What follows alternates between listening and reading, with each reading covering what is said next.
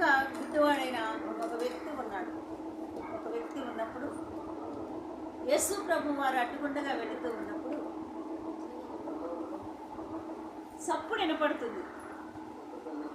ఆ చప్పుడు విని ఆ దేవుడు దగ్గరకు వచ్చి అంటున్నాడు, నేను నీకేం చేయగలను? దేవుడు ఆ పుట్టి గుడ్డివాడిని మరి ఆయన శిష్యులు, మేము నీకేమీ చేయలేకపోవచ్చు, కానీ మాలో ఉన్నది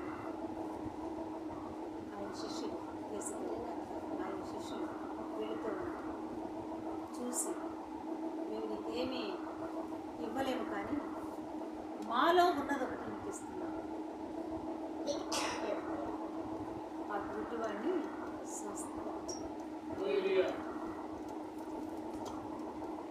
గుడ్డివాడిని స్వస్థపరిచారు. యేసయ్య నామములో చేయలేనిదంటూ ఏదీ లేదు. అది చేయగలిగి జరగటానికి గల కారణం ఏమిటి? ఆ గుడ్డివాడు యేసుక్రీస్తు ప్రభు నామమును విశ్వసించాడు, నమ్మాడు.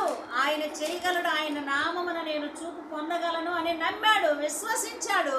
అక్కడ కార్యము ఆయన యొక్క సేవకుల ద్వారా, ఆయన యొక్క శిష్యుల ద్వారా కార్యమును జరిగించింది. నీ జీవితంలో, నా జీవితంలో వాక్యమైన మన దేవుడు చెప్పుచున్న సంగతులను మనము నమ్మితే అద్భుత కార్యాలను మనము చూస్తాము. మనము మన ఎదుట అద్భుత కార్యాలను చూడగలుగుతాము.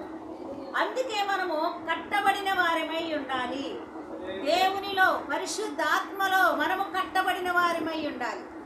మనము స్థిరత్వము కలిగినటువంటి వారమై ఉండాలి. ఎందులో? ప్రార్థనలో స్థిరత్వం ఉండాలి మనకి. మనము ప్రభు యొక్క వాక్యములో స్థిరముగా మన హృదయంలో భద్రపరచుకోవాలి. ఈ వాక్యాన్ని మరలా మరలా నవర వేసుకోవాలి. వాక్యము విన్న తర్వాత నీ హృదయంలో చేర్చుకున్నప్పుడు, నీవు చిన్న చిన్నగా ఏదైనా తప్పిపోతున్నప్పుడు ఈ వాక్యము నీకు గుర్తు చేస్తుంది, ఇది చేయకూడదు కదా, హల్లెలూయా, ఈ పని నువ్వు చేయకూడదు కదా, ఈ కార్యం చేయకూడదు కదా, ఇదిగో దేవుని అడుగు, ఇదిగో దైవజనులను అడుగని అదేం చేస్తుంది? వాక్యము నీకు సంగతులను తెలియచేస్తుంది. హల్లెలూయా.